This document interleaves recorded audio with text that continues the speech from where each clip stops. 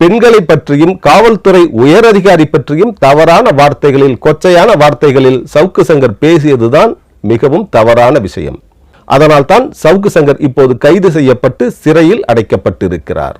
இப்படி தவறான வார்த்தையை பிரயோகித்து கொச்சையான வார்த்தைகளில் பெண்களையும் காவல்துறை அதிகாரிகளையும் விமர்சனம் செய்திருந்தாலும் கூட அதற்காக அவர்கள் 5 பிரிவுகளில் முதலில் வழக்கு பதிவு செய்திருக்கிறார்கள். ஆனால் மேலும் ஒரு வழக்காக கஞ்சா வழக்கு பதிவு செய்யப்பட்டு இருப்பதுதான் மிகவும் மோசம்.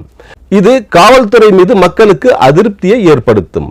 பொதுவாக அரசியல் விமர்சகர்கள் இதை ஏற்றுக்கொள்ள மாட்டார்கள்.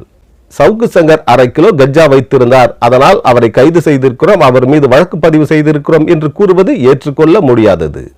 5 பிரிவுகளில் வழக்கு பதிவு செய்திருப்பது லாஜிக்காக ஏற்றுக்கொள்ளக்கூடியது. ஆனால் கஞ்சா வழக்கு பதிவு செய்திருப்பது ஏற்றுக்கொள்ள முடியாதது. இதை காவல்துறை உணர்ந்து கொள்ள வேண்டும். ஏற்கனவே சவுக்கு சங்கரின் சவுக்கு மீடியாவில் இருக்கும் பலர் கைது செய்யப்பட்டிருக்கிறார்கள் அல்லது மிரட்டப்பட்டு கொண்டிருக்கிறார்கள் என்ற ஒரு விஷயம் வந்து கொண்டிருந்தது. இப்போது சவுக்கு சங்கரே கைது செய்யப்பட்டு விட்டார். இப்படிப்பட்ட நிலையில் கைது செய்யப்படுவோம் என்று அவர் எதிர்பார்த்து காத்து கொண்டிருந்த நிலையில் அவர் கஞ்சா வைத்திருந்தார் என்றெல்லாம் கூறுவது ஏற்றுக்கொள்ளக்கூடியதாக இல்லை.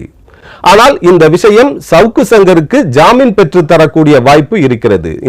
இது போலியாக ஜோடிக்கப்பட்ட வழக்கு என்று அவர் வாதிடுவதற்கு, அவரது வக்கீல் வாதிடுவதற்கு ஏதுவாக இருக்கும். அதன் மூலம் அவர் ஜாமீன் பெற்றுவிடக்கூடிய வாய்ப்பு இருக்கிறது. இது சவுக்கு சங்கருக்கு ஒரு சாதகமான விஷயம்தான்.